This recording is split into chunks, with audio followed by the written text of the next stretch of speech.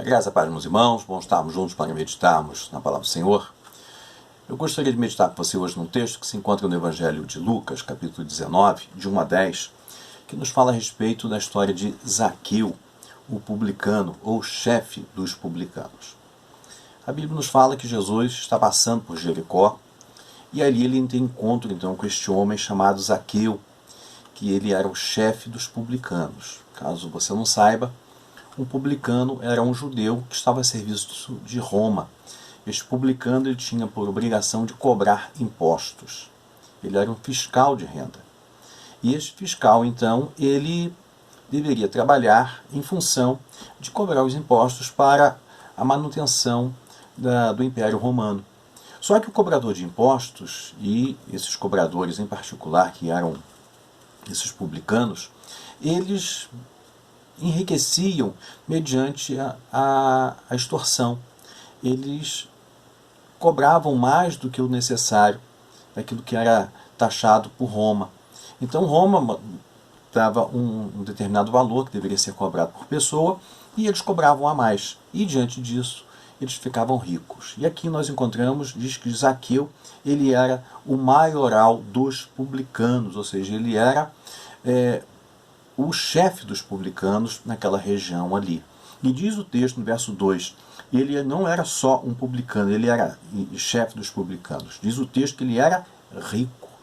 Ou seja, este homem, mediante a extorsão, extorquindo a população durante anos a fio, este homem ficou rico. E quando a Bíblia fala ficou rico, a riqueza aqui é algo que era notório de todos. E não tinham vergonha de roubar, não. Tanto que a Bíblia nos fala que quando alguém ele não quer se reconciliar com um irmão em Cristo, né, que está com algum problema na igreja, tem que chamar essa pessoa de gentio e publicana. Ele é um publicano. Isso era uma forma até de ofensa. Então ser publicano naquela época era ser uma pessoa odiada, uma pessoa mal vista, uma pessoa mal falada. E Zaqueu era um homem que ele era odiado de todos naquela região, e principalmente na sua cidade, porque diz no verso 3, né, que este homem procurava ver Jesus, só que não podia. Aí quando Jesus então resolve entrar na casa dele, se hospedar com ele, diz no verso 7, todos os que viram isto murmuravam dizendo, este homem se hospedara com um homem pecador. Ou seja, Jesus entrou na casa de um homem que não vale nada. Jesus entrou na casa de um homem que não presta. Jesus entrou na casa de um homem que merece a morte. Jesus entrou na casa de um homem que tem que ir para o inferno. Essa às vezes é o nosso desejo, né? A nossa ânsia de vingança, achando que o nosso ódio é a vingança de Deus. Achando que o nosso ódio é o ódio de Deus. Que a nossa vingança é a vingança que também vai proceder da parte de Deus. Irmãos, esse texto nos dá algumas lições muito importantes. A primeira delas, né, tem muitas coisas que eu quero pensar aqui com você, ou pelo menos algumas coisas, melhor dizendo. A primeira delas é que o nosso ódio não quer dizer que seja o ódio de Deus. A nossa sede de vingança não quer dizer que seja a vingança de Deus. O meu desejo é que o Senhor haja e interfira na vida de uma pessoa, e até mesmo ceifando essa vida, ainda que a gente não fale de forma clara, audível, né, para que as pessoas escutem, mas esse é o desejo do nosso coração, não quer dizer que Deus vai fazer isto. Não é porque alguém nos causou um grande prejuízo que nós vamos ver o Senhor causando um grande prejuízo na vida dessa pessoa. Às vezes isso não acontece. Porque o cálice da ira de Deus transborda, mas não quer dizer que o cálice da minha ira seja o cálice da ira de Deus. Não é porque muitas vezes nós oramos, e aquilo que nós oramos aconteceu, que agora nós estamos tete a tete com Deus e tudo que eu pedir Deus vai fazer. Nem sempre. Às vezes a oração que fizemos estava de acordo com a vontade do Senhor, mas nem todas as orações que fazemos nem sempre está de acordo com a vontade do Senhor, ou é o tempo de Deus agir. Então entenda uma coisa, o meu ódio, a minha ira, a minha fúria, não quer dizer que seja a fúria e o ódio do Senhor. Porque o Senhor aqui não foi para a cidade das Palmeiras, como é conhecida, Jericó. Ele não foi em Jericó com a intenção de fulminar Zaqueu. Ele passou por Jericó para salvar Zaqueu. Ele não passou por Jericó para deixar um rastro de destruição na vida deste homem e dos outros publicanos que havia ali. Ele foi para a casa daquele homem para gerar salvação, levar vida eterna, fazer fazer uma restauração na vida daquele homem. E às vezes, irmãos, nós nos pegamos odiando, nós nos pegamos maldizendo, no sentido de que queremos a fúria do Senhor agindo, matando, quando o Senhor quer salvar. Olhamos hoje para os nossos governantes, para aqueles que muitas vezes têm nos defraudado, roubado, literalmente, desviado dinheiro que seria para o benefício da população, e a gente tem ódio, ira, e é uma coisa natural, que nós somos humanos. E a gente espera que essa pessoa se perca, que vá para o inferno. Às vezes Deus quer salvar aquela pessoa. A graça do Senhor precisa alcançar essa pessoa, e não fulminar, porque no inferno ela já se encontra. Perdida ela já se encontra. Só precisa morrer para isso, para terminar de bater o martelo para estar no inferno. Já está no inferno, ela precisa de salvação, precisa de restauração, precisa de alcançar a bênção maior. Aqui diz o texto no verso 7 que todos murmuravam. Ninguém aceitava que Jesus estivesse na casa daquele homem. E quantas vezes, irmão, Jesus quer entrar na casa de pessoas que têm nos causado grandes danos e a gente não se conforma. Não, aquele não, agora é crente, não é possível. Ah, está se escondendo na casa da Bíblia. A gente, se nós não vigiarmos, nós vamos cair no mesmo erro que a gente às vezes condena nos outros. Então nós temos que tomar cuidado. Outra coisa que nós observamos nesse texto é que quando Jesus, no capítulo 18, Jesus está entrando em Jericó, no verso 35 diz: aconteceu que, aproximar-se de Jericó, estava um cego assentado à beira do caminho, pedindo esmolas. Então Jesus aqui, em Jericó, ele cura 2 cegos.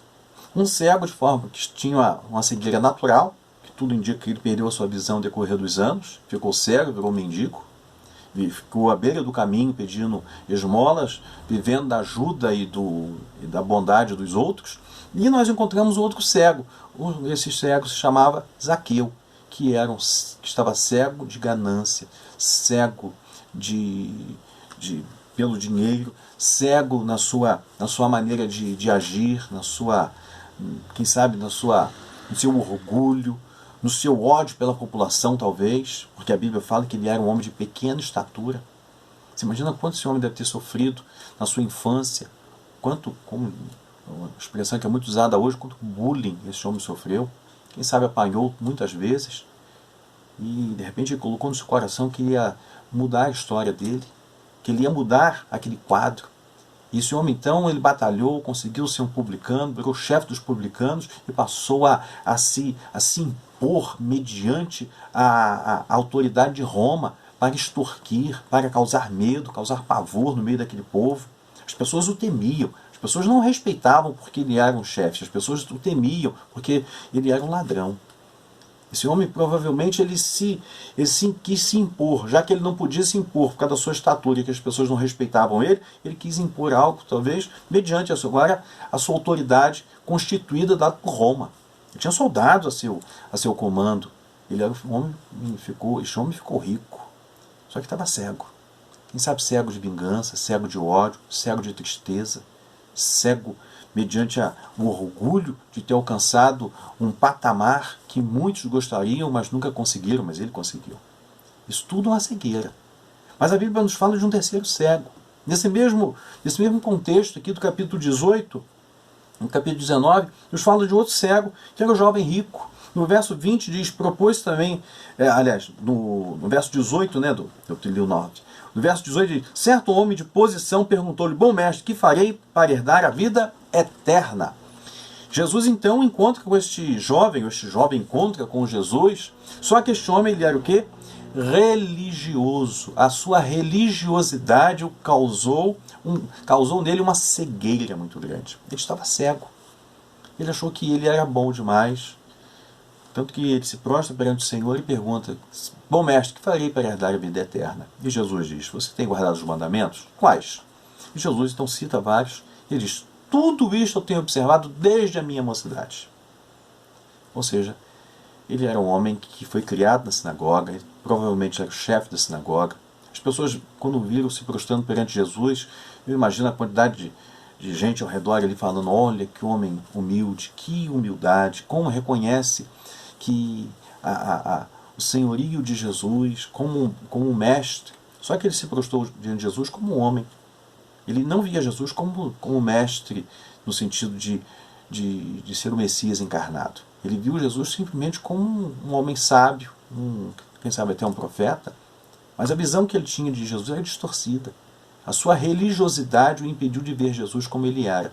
E quando Jesus diz para ele que ele deveria vender tudo que tinha, distribuir com os pobres e ter um tesouro no céu, então segui-lo, ele saiu triste com aquela palavra. Porque ele era um homem que tinha muitos bens. E Jesus então fala do perigo da ganância, do perigo do dinheiro. Que é mais fácil entrar passar um camelo pelo fundo de uma agulha do que um rico entrar no reino dos céus. Ou seja, aquele que confia nas riquezas. Ele confiava na riqueza material e depositava sua confiança na riqueza religiosa. Isso, irmãos, também é uma forma de cegueira. Só que aquele homem chegou na presença de Jesus cego e saiu cego. Zaqueu, no entanto, ele vai até o encontro de Cristo, Jesus vai ao encontro dele, para ser mais exato, e esse homem passa a ver. Primeiro, nós temos aqui Bartimeu, que tem um encontro com Jesus e alcança a bênção que ele queria, que era enxergar. Ele não só enxerga, como diz o texto, que imediatamente tornou a ver e seguia glorificando a Deus. Também todo o povo, vendo isto, dava louvores a Deus. Ou seja, o nome do Senhor foi exaltado, e este homem alcançou a salvação, que no verso 42 diz: então Jesus lhe disse, recupera a tua vista, a tua fé te salvou. Este homem alcança a bênção maior. E agora nós temos outro cego, que era Zaqueu. Só que é interessante, irmãos, que Zaqueu, no momento que ele quer ver Jesus, mas ele é impedido. Porque no verso 3 diz, procurava ver Jesus, ou quem era Jesus, mas não podia, por causa da multidão, por ele ser de pequena estatura. No momento que ele quer ver Jesus, ele é impedido pela multidão, mas ele tinha curiosidade de ver Jesus. É provável que esse homem fosse um homem religioso, porque no verso final aqui, no verso 10, diz aliás, verso 9, diz que ele era um filho de Abraão. Então é possível que ele fosse um judeu talvez até devoto, apesar de ser ganancioso, uma pessoa ruim, mas ele era um homem talvez devoto, é provável. E aqui esse homem agora quer ver Jesus, mas devido à sua estatura e devido à multidão ele não pôde. E ele faz algo absurdo, ele sobe em um sicômoro, numa árvore. Aqui que está, irmãos, a diferença. E eu queria pensar com você sobre isso. Quantas pessoas querem ter um encontro com Jesus, um encontro com o divino, um encontro com Deus, quer se aproximar de uma divindade, mas a forma como quer se aproximar passa por caminhos tão estranhos. Zaqueu ele sobe numa árvore para ver Jesus. Você imagina, um homem de renome, temido por todos, tinha soldados ao seu serviço, trabalhavam para ele. Um homem rico, diz o texto que ele era um homem rico, as pessoas sabiam quem ele era. De repente você vê aquele homem fazendo um esforço para subir em uma árvore para poder ver Jesus.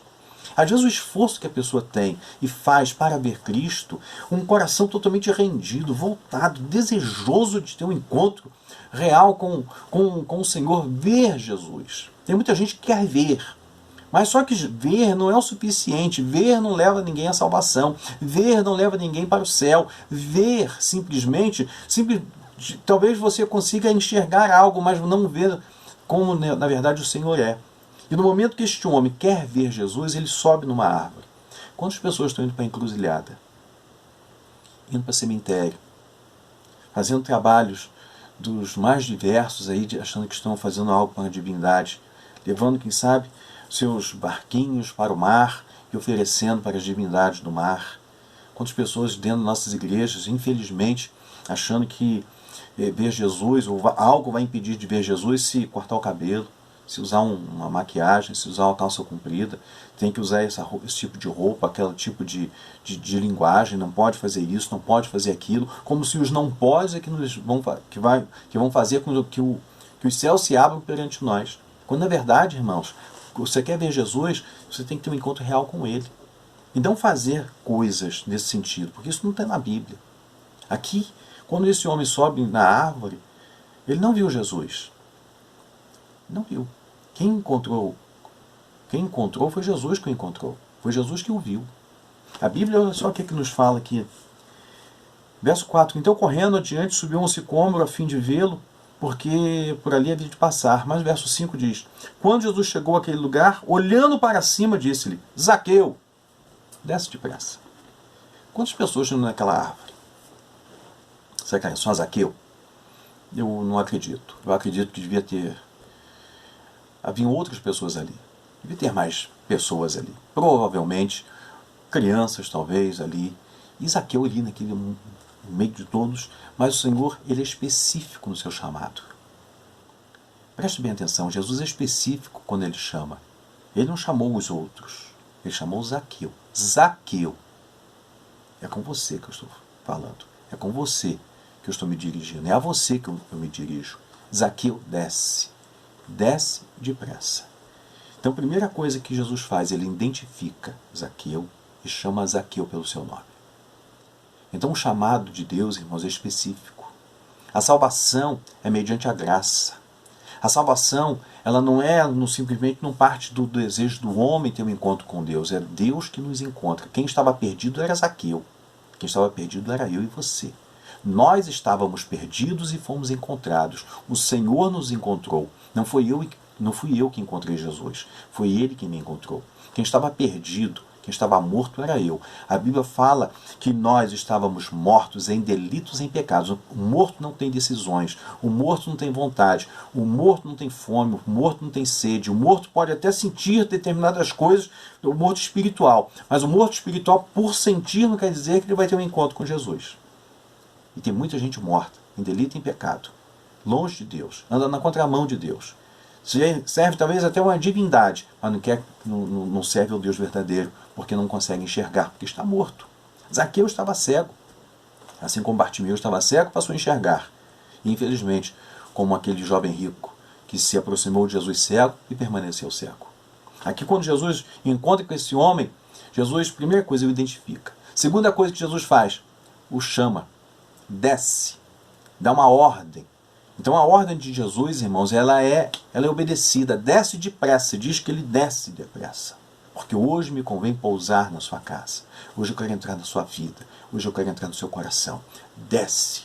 Irmãos, um encontro com Jesus é um chamado de Deus para a humildade. É para nós nos sair do nosso orgulho, do nosso eu, da nossa vontade. Tem muita gente que está subindo em pedestais e acham que esses pedestais é tudo na vida. Não é. É o se prostrar perante o Senhor. É reconhecer a nossa pequenez. Ele não era só estatura, não. Ele precisava ter um encontro com Jesus. Ser pequeno perante o Senhor dos céus e da terra. Mas o Senhor chama. O Senhor lhe dá um convite. O Senhor lhe chama pelo nome. O Senhor identifica. É isso que Deus faz com você e comigo. Ele nos identifica e nos chama. Ele nos traz para perto de si. E não só nos traz para perto, como ele entra na nossa vida, entra no nosso coração, faz mudanças tremendas no nosso coração.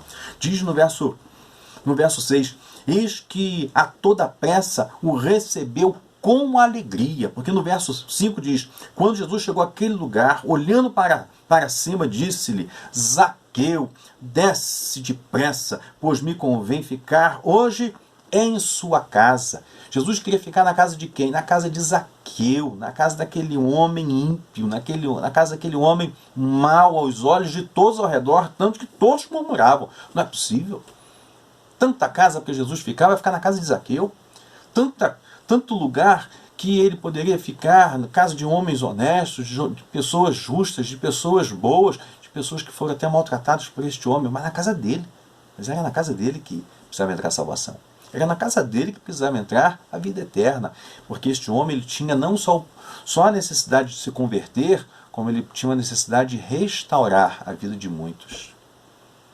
A salvação, quando entrou na casa de Zaqueu, irmãos, ele mudou toda a história da vida dele e mudou a história de uma cidade. Ele mudou a história de uma população.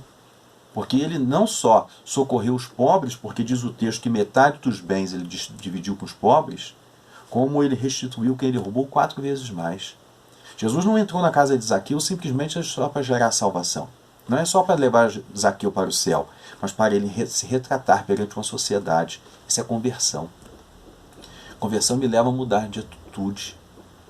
A salvação não é só para ir para o céu, é fazer diferença na sociedade, é ser canal de bênção na vida dos outros, é reconhecer meu pecado, meu erro e, dentro do possível, tentar me retratar, me corrigir, restaurar os meus erros, as minhas falhas do passado talvez tenha causado muitos danos, e provavelmente Zaqueu causou muitos danos e muitos irreparáveis, mas dentro do possível ele tentou reparar o seu erro.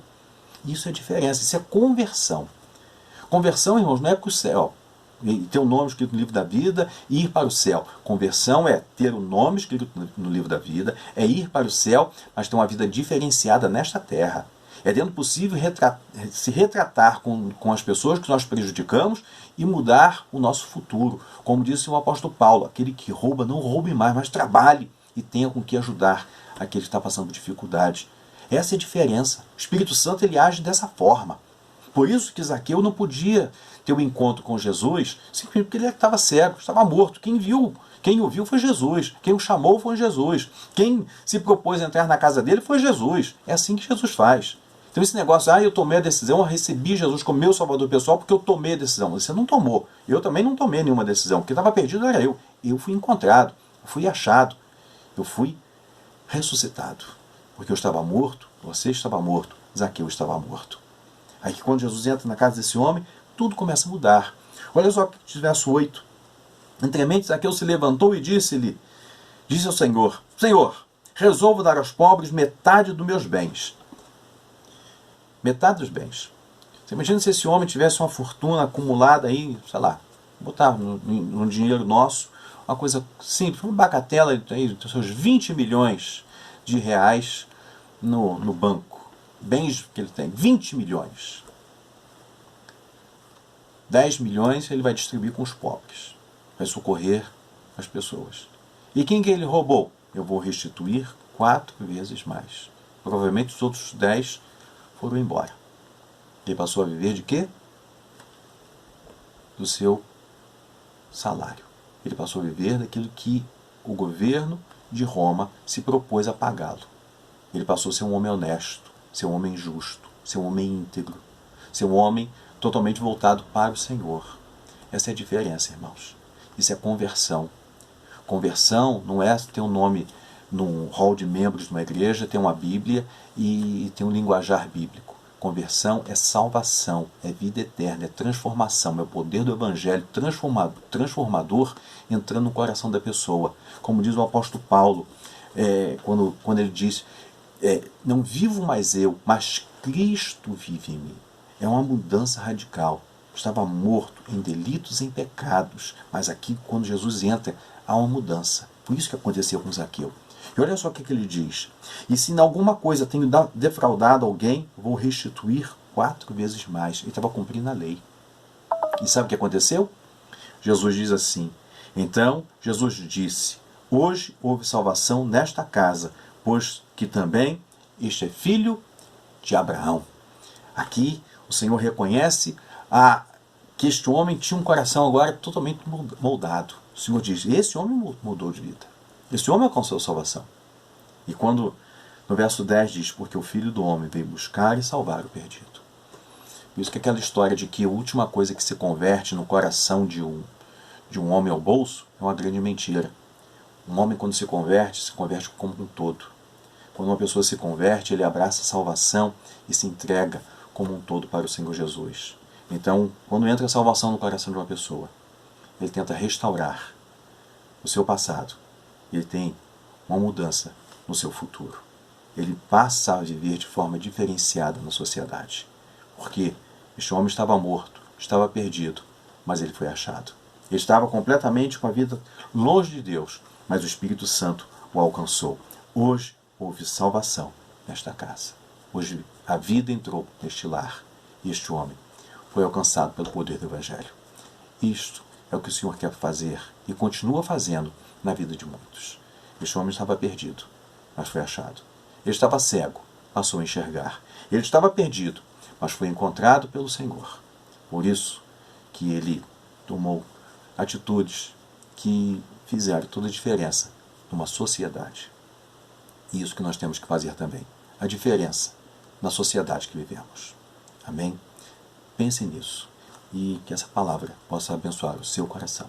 Amém? Que Deus te abençoe, rica e abundantemente.